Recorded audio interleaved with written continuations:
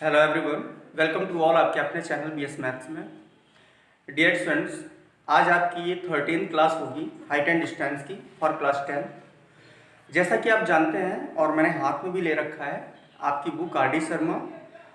I hope आप लोगों ने बुक परचेज कर ली होगी, और नहीं की है तो आप ज़रूर ले लें, क्योंकि यहाँ पर जो मैं क्वेश्चन आपको बताने की कोशिश करता हूँ तो उसको मैं मेंशन नहीं करता हूँ, मैं रीड कर देता हूँ, इसके बाद में सॉल्यूशन देता हूँ। ओके, तो इस वजह से यदि आपको क्वेश्चन बहुत अच्छी तरह से समझना है तो जब आप कभी भी क्वेश्चन को देखें, मीन्स किसी भी क्वेश्चन के सॉल्यूशन को देखें, तो सबसे पहले आप बुक को अपने सामने रखें। ओके, फिर आप क्वेश्चन करें, जिससे कि आपको बेहतर समझ आएगा। तो डियर स्टूडेंट्स, अभी तक आपने देखे कि जो आपकी एक्सरसाइज चल रही है 12.1, उसमें मैंने मोस्टली 15 और 18 नंबर तक के क्वेश्चन को डिस्कस किया हुआ है। ओके, आज की क्लास में हम उससे आगे चलेंगे और यहाँ पर हम उन क्वेश्चन को अब डील करेंगे जो न्यू कॉन्सेप्ट पे आ रहे हैं, इंपॉर्टेंट क्वेश्चन है। क्योंकि यहाँ पर जैसे मैं वन बाय वन क्वेश्चन कराता जाता हूँ तो आप भी समझते हैं कि यदि क्वेश्चन एक ही पैटर्न पर है, एक ही तरह के डाटा पे बेस्ड क्वेश्चन है, तो उनको कराने की कोई ज़रूरत नहीं, क्योंकि अगर मैं 2 क्वेश्चन 3 क्वेश्चन करा देता हूँ और यदि आप ध्यान से देखते हैं तो आई होप आप समझ जाते हैं। ठीक है, तो आप अपने आप से भी करने का कुछ प्रयास करें। ओके, तो आज मैं क्वेश्चन ले रहा हूँ 21 नंबर क्वेश्चन से। तो आप देखें, यदि आपके पास बुक है, मैं रीड कर रहा हूँ। क्वेश्चन है, अ 1.6 मीटर टाल girl stands at a distance of 3.5 meter from a lamppost and cast a shadow of 4.8 meter on the ground. Okay, find the height of the lamppost by using trigonometric ratio method, and second है आपका property of similar triangles. Okay, means यहाँ पर कहा जा रहा है कि आपके मीन्स आपका जो क्वेश्चन का डाटा है वो आपसे कुछ इस तरह से कह रहा है कि एक 1.6 मीटर लॉन्ग और टॉल गर्ल होती है जो एक लैम्प पोस्ट से कितने मीटर डिस्टेंस पे, 3.2 मीटर डिस्टेंस पे खड़ी होती है। ओके, और जहां से वो खड़ी होती है उस जगह से ही उसी गर्ल्स के left hand side, means away from the girl, एक शैडो बन रही होती है, और शैडो हमेशा पीछे बनती है, मीन्स अवे होती है, उस ऑब्जेक्ट से दूर बनती है। ओके, तो उस शैडो की यहाँ पर लेंथ दी जा रही है आपको dear students 4.8 metre. Okay, then आपसे ये कह रहा है कि find the height of the lamp post, lamp post की हाइट बताइए, और साथ ही साथ मतलब यहाँ पर 2 मेथड का यूज कराने के लिए बोला गया है, एक आपका ट्रिग्नोमेट्रिक रेशियो मेथड और दूसरा आपका सिमिलर ट्रायंगल मेथड। ओके, तो आप ध्यान दीजिएगा, सपोज आपके पास में एक लैम्प पोस्ट है, मैंने ये लैम्प पोस्ट बनाया। ओके, अब डियर स्टूडेंट्स, यहां से 3.2 मीटर की डिस्टेंस पे, सपोज किया 3.2 मीटर की डिस्टेंस पे एक गर्ल है जिसकी हाइट है 1.6 मीटर। ओके, अब जब ये गर्ल यहां पर स्टैंड होती है तो इसकी shadow away from this girl, means इससे पीछे, लेफ्ट हैंड साइड में इससे पीछे की ओर बन रही होगी। तो जो शैडो होगी वो कहां से बन रही होगी, वो उसकी लेंथ कितनी आ रही है, 4.8 मीटर। आई होप आपको ये बात समझ आई। ओके, अब आप देखते हैं कि जब गर्ल इस लैम्प पोस्ट को ऑब्जर्व करती है तो यहां से एक एंगल बनता है, एंगल ऑफ एलिवेशन, जिसको यहां पर मेंशन नहीं किया गया, लेकिन इसको हम अपनी तरफ से कर सकते हैं। यहां पर एंगल कितना बन रहा होगा, angle theta. Okay, and when आप देखें कि यही गर्ल जो अपनी शैडो को इधर से वॉच कर रही होगी, ओके, तो यह एंगल कितना होगा, या इस पॉइंट से, इस शैडो पॉइंट से गर्ल को ऑब्जर्व किया जाए तो एंगल कितना बन रहा होगा, यहां पे भी मेंशन नहीं है एंगल, तो इस जगह पे भी आप क्या दे सकते हैं, थीटा। ओके, ये भी आपका एंगल हुआ थीटा। आई होप आपको इतनी बात समझ आई होगी। ओके, अब आप देखें कि आपसे बोला जा रहा है what is the height of the lamp post. तो यदि मैं यहाँ पर पॉइंट ए दे दूं, यहाँ पर पॉइंट बी दे दूं, यहाँ पर सी दे दूं, यहाँ पर डी दे दूं, यहाँ पर ई दे दूं, यहाँ पर एफ दे दूं, तो ये जो A टू C है ये क्या है, लैंप पोस्ट की है, जिसको मैं H कंसीडर कर सकता हूं। आपने इसको H मीटर कंसीडर कर लिया। ओके, अब आप देखें कि यदि यहां पर थीटा बन रहा है, यहां पर थीटा बन रहा है, ओके, तो जब हमारे पास कोई एंगल पर्टिकुलर दिया ही नहीं गया है तो हम इसको कैसे फाइंड आउट करें, तो इस तरीके को हम कैसे करते हैं, कैसे सीखते हैं, अप्रोच क्या है, देखते हैं, सॉल्व करते हैं क्वेश्चन को। ओके, आप देखिए कि जो आपने डाटा है, आपने जो फिगर दिया हुआ है, पहले इसका इंफॉर्मेशन देते हैं। तो सबसे पहले क्या किया आपने, let A C be a lamp post of height h metre. Okay, and फिर हमने क्या किया, एज्यूम किया, we assume AF is equal 3.2 metre. आप आगे दिखा सकते हैं फ्रॉम फिगर, फिगर वाली सारी सिचुएशन आप दे रहे हैं यहां पर, and DF is equal 1.6 metre. Okay, दूसरी बात देखें, आपने यहां पर FE को लिया हुआ है, FE is equal 4.8 metre, and जो आपने एंगल कंसिडर किया हुआ है, तो एंगल आपने क्या लिया, FED, एंगल FED आपने लिया हुआ है theta, as well as angle BDC is also theta, angle BDC is equal theta. Okay, अब यदि आपको इतनी बात समझ आ गई तो यहां पर देखो दो शर्तों पे काम करना है। मींस पहली कंडीशन है कि इसको हम ट्रिग्नोमेट्री रेशियो की हेल्प से करके दिखाएं। तो देखो, यदि मैं सबसे पहले काम करूं इन ट्रायंगल, पहले ये देख लेते हैं कि यहां पर इस फिगर में कितने राइट एंगल ट्रायंगल हैं। ओके, तो here only 2 right angle triangle, first is right angle triangle BDC and second one is FED। तो 1 बाय 1 जब इन ट्रायंगल्स में काम करेंगे तो श्योर हमारे पास आंसर आ रहा होगा। ओके, तो आप ध्यान दीजिएगा dear friends, now in triangle FED,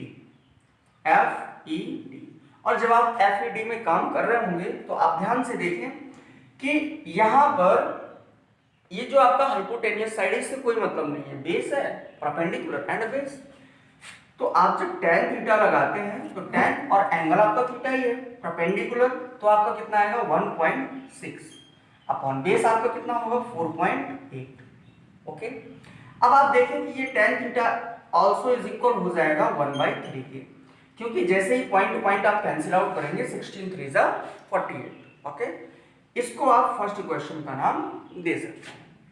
now again if we take a triangle BDC, okay, again आप क्या करते हैं, इन ट्रायंगल BDC, अब यहां पर काम करेंगे तो फिर से आप अप्लाई कीजिए ना, tan थीटा परपेंडिकुलर, तो यहां पे परपेंडिकुलर आप देखिए कि क्या है आपके पास, ठीक, तो यहां पर आप परपेंडिकुलर जब आप देखेंगे तो आप देखें कि ये 1.6 है। ओके, तो ये भी तो 1.6 है, ठीक है, यहां से ये है बिल्डिंग, ओके, ये है बेस, क्योंकि जो गर्ल है वो तो यहां तक है।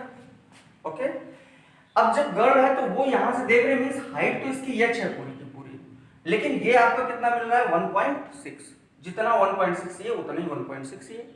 अब यदि मैं इस हाइट को h कंसीडर कर लूं, ओके, तो यदि इसको मैं h कंसीडर कर रहा हूं तो आप देखें कि ये वाली डिस्टेंस, ये FA आपके पास में 3.2 है, तो ये जो FA है is also parallel to the DB, then ये वाली साइड कितनी होगी 3.2।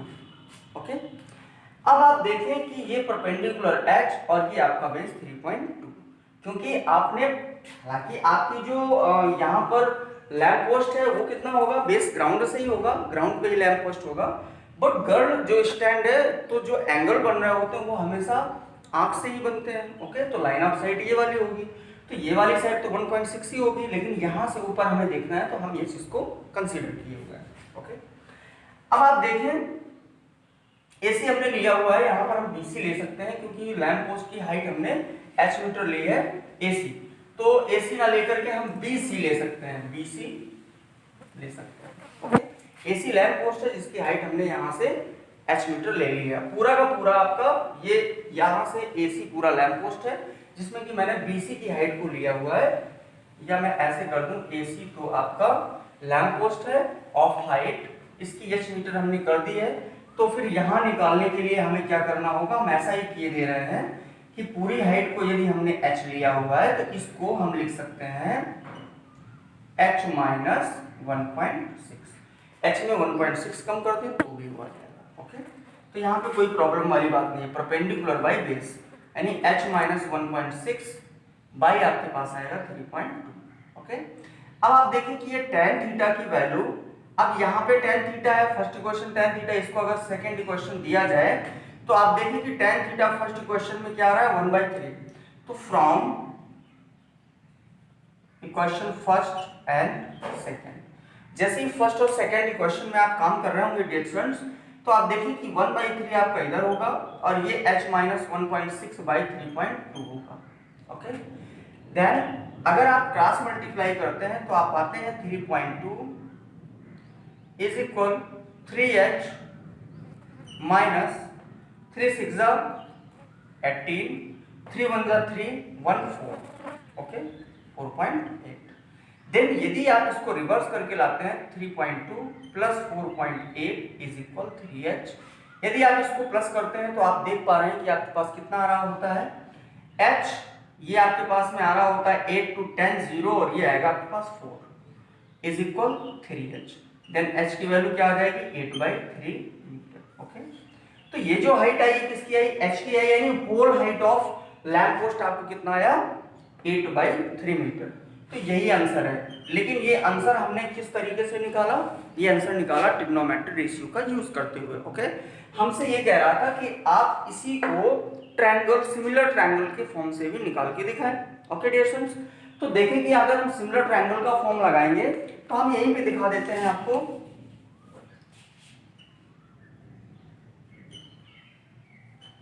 फ्रॉम सिमिलैरिटी, सिमिलैरिटी का यूज करते हुए यदि हम काम करें तो देखें कि कौन कौन से ट्रायंगल हमारे सिमिलर ट्रायंगल बन रहे हैं। ओके, तो आप देखें कि यहां से ऐसे कुछ फिगर बना है ऐसे, और इसको हम ऐसे कर देते हैं, यार रुक जाओ एक मिनट, सॉरी, इस साइड को कुछ ऐसा दिखा देते हैं ऐसे। ओके, फिगर आप ऐसे देख लें और इस वाली लाइन को थोड़ा सा यहां से कर दें 3.2 और ये आपका D है। ओके, आप देखें कि यदि मैं सिमिलर ट्रायंगल ले रहा हूं तो एक मैं ये ट्रायंगल ले लेता हूं और फिर मैं इस पूरे होल ट्रायंगल की बात कर लेता हूं, दो सिमिलर ट्रायंगल हो गए आपके पास, ए सिमिलरिटी है। तो यहां पर देखें कि इन ट्रायंगल और triangle FED is similar and triangle AEC is similar। Okay, ये कैसे ट्रायंगल है सिमिलर, और अगर ये सिमिलर ट्रायंगल है तो the ratio of base and perpendicular का जो रेशियो होता है वो दोनों ट्रायंगल का सेम होता है। ओके, तो आप देखें कि यदि मैं इस ट्रायंगल में और पूरे के पूरे ट्रायंगल में और इस ट्रायंगल में काम करूं तो आप देखें कि जो आपका DF है upon FE is also equal होगा AC अपॉन AE के। ओके, और जैसे ही ऐसा आप पाते हैं तो आप देखें कि DF क्या है आपके पास, DF है 1.6, EF की बात करें तो EF कितना है आपके पास 4.8 इज इक्वल, AC की बात करें तो H अपॉन, यदि AE की बात करें तो आप देख रहे हैं कि 4.8 प्लस 3.2। अब आप देखें कि यहां से जैसे इसको क्रॉस करेंगे ये 1/3 होगा और यहाँ पर देखें आप कि h अपॉन ये कितना आ रहा होगा, ओनली 8 होगा, क्योंकि 3.2 और 4.8 को सम करेंगे तो कितना आ रहा होगा, 8। ये 8 आया। आप देखें कि h की अगर हम वैल्यू निकालने की कोशिश करें तो ये 8 इधर, ये 3 इधर, मीन्स 8/3। ओके, 8/3। आप देखेंगे ट्रिग्नोमेट्री मेथड से काम किया तो भी आपके पास 8/3 आया। आपने सिमिलैरिटी लगाई, मीन्स सिमिलर ट्रायंगल का यूज किया, तो उससे भी आपके पास में आंसर सेम आया। ओके, तो आपको याद रखना है कि जब आपसे सिमिलैरिटी फॉर्म लगाने के लिए बोलेगा आप इस तरह से काम कर लेंगे, जब आपसे ट्रिग्नोमेट्री रेशियो की बात करेगा तो आप इस तरह से कर लेंगे। ओके, तो आई होप आपको ये क्वेश्चन समझ आया होगा। चलते हैं अगले क्वेश्चन की तरफ। ठीक है,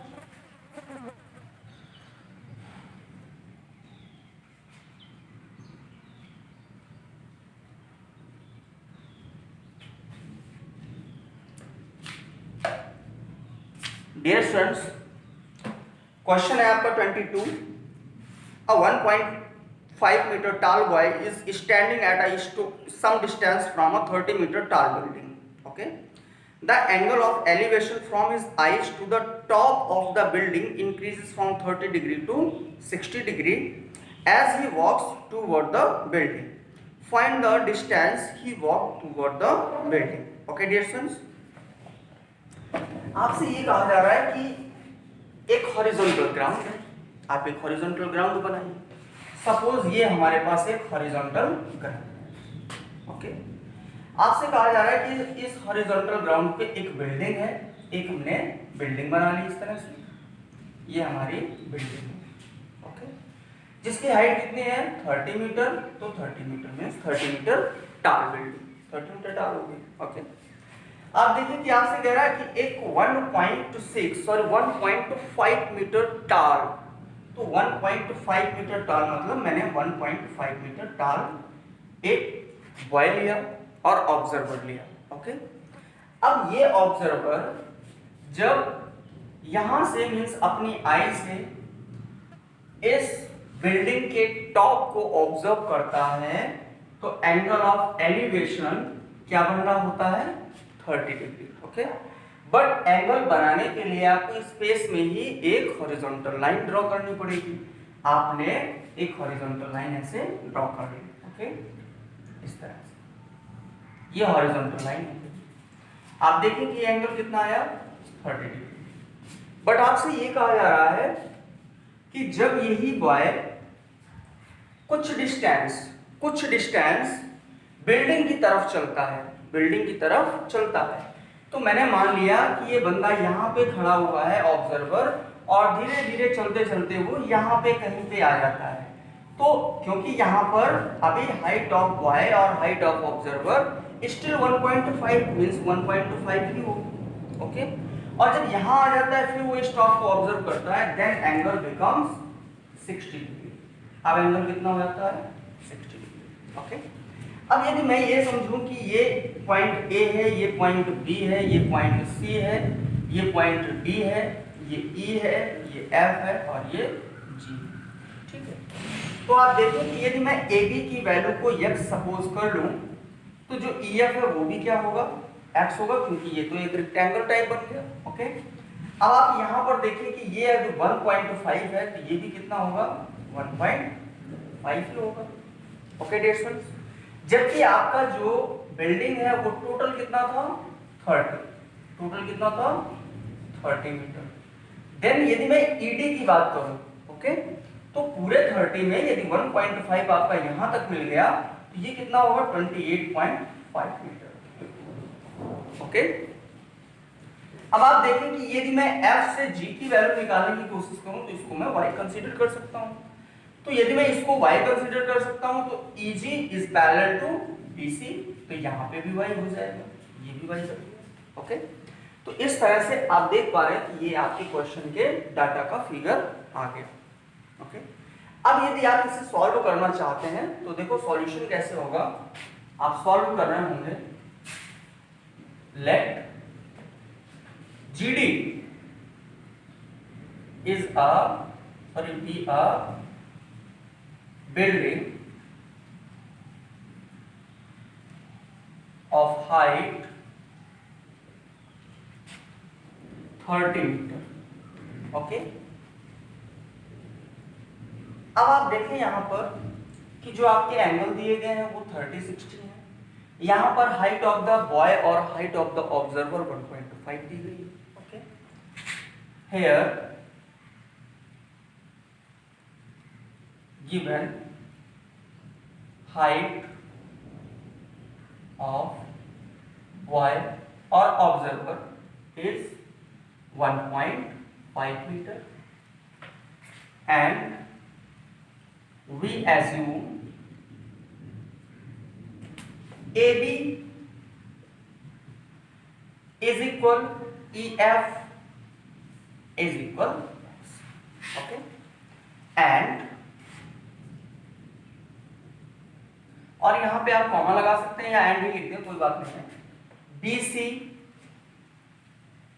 is equal FG is equal 1, okay. Then यदि मैं बात करूं A से C की, then AC is equal is also AB plus BC, AB plus BC। तो आप देख पा रहे हैं AC आपका होगा x plus y metre. Okay, अब आप देखें कि जो आपके पास में BC है उसको आपने यहां से निकाल दिया।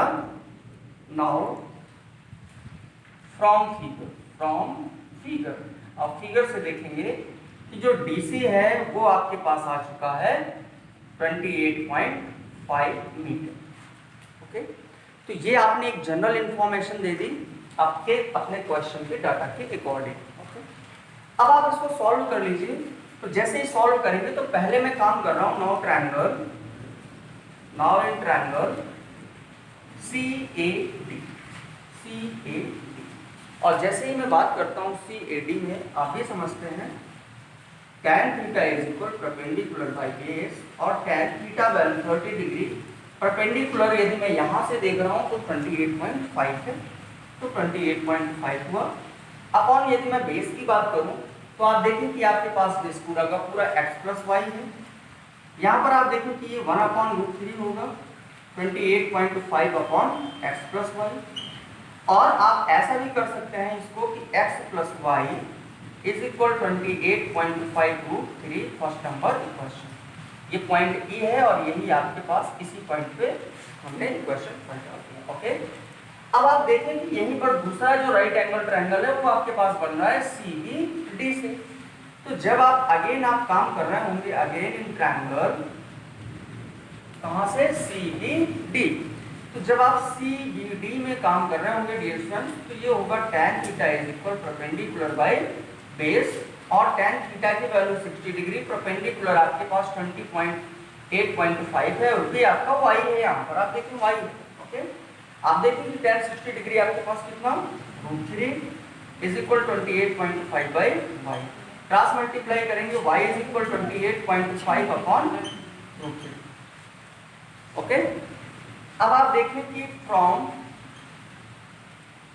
इक्वेशन फर्स्ट एंड सेकंड और पहले दूसरे क्वेश्चन में आप जैसे ही काम करेंगे तो आप पाएंगे कि जो फर्स्ट क्वेश्चन है वो है आपका x प्लस वाई इतना, और y की वैल्यू जैसे ही फर्स्ट क्वेश्चन में डालेंगे तो ये आएगा x plus 28.5 upon √3 is equal 28.5 √3। Okay, आप देखें कि x इज इक्वल ये 28.5 √3, ये रिवर्स जाएगा -28.5 अपॉन √3।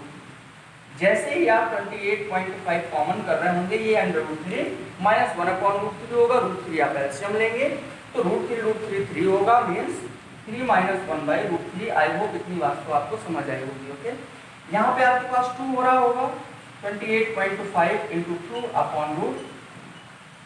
ओके, अब जब आप इसको कैलकुलेट करना चाहेंगे तो देखिए कि इसके कैलकुलेशन को हम कैसे इजी बना सकते हैं। यदि आप यहाँ से पॉइंट हटा दें तो यहाँ पे 10 हो जाएगा, और यदि यहीं पे रेशनलाइज करा दें मींस यहाँ पे √3 कर दें और यहाँ पे भी √3 कर दें तो भी कोई प्रॉब्लम नहीं। तो देखो आपके पास क्वेश्चन सिंपल कैसे हो जाएगा, x इज इक्वल 285 × 2 × √3 अपॉन ये 10 है, ये कितना आ रहा होगा 3, ये 3। अब 3 से जब आप डिवाइड करेंगे इसको 3 × 1 = 3, 3 9 जा 27, 3 5 जा 15।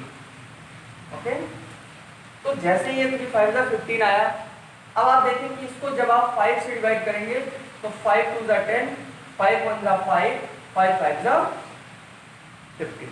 ओके, 5 5 जा 25। 2 से 2 को कैंसिल आउट कर दिया, 2 से 2 कैंसिल आउट हो। आप देखिए कि आपके पास x क्या आ रहा है 15√8। ओके, और ये आपके पास मीटर है। अब आप देखें कि यदि मैं इसको थोड़ा सा एक बार और चेक कर लिया जाता है, कहीं पे रॉन्ग ना हो पाए क्वेश्चन। 285 3 9 जा सॉरी 3 9 जा 27 और 3 5 जा 50।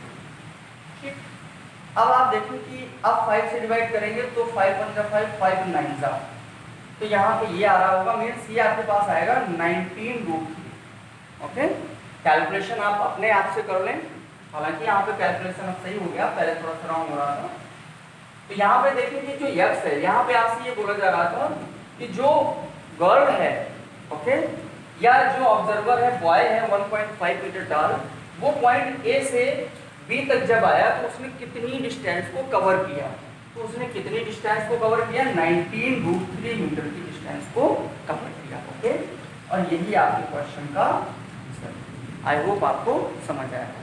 ओके, तो चलते हैं डियर स्टूडेंट्स अगले क्वेश्चन की तरफ। और या मैं इस लेक्चर को यहीं पे ओवर करना चाहता हूँ बिकॉज ऑफ बैड वेदर। इस समय मैं जहाँ पे हूँ और ये वीडियो शूट कर रहा हूँ, बारिश हो रही है और अंधेला सा आ गया है, जिस वजह से हो सकता है क्लैरिटी ना आ पा रही हो। तो अगला लेक्चर मैं लेके आऊँगा बहुत ही जल्द। आज के लेक्चर को यहीं पे रखते हैं। तो आप एक एक क्वेश्चन को आप ध्यान से देखते रहें। मिलते हैं अगले लेक्चर में। Thank you.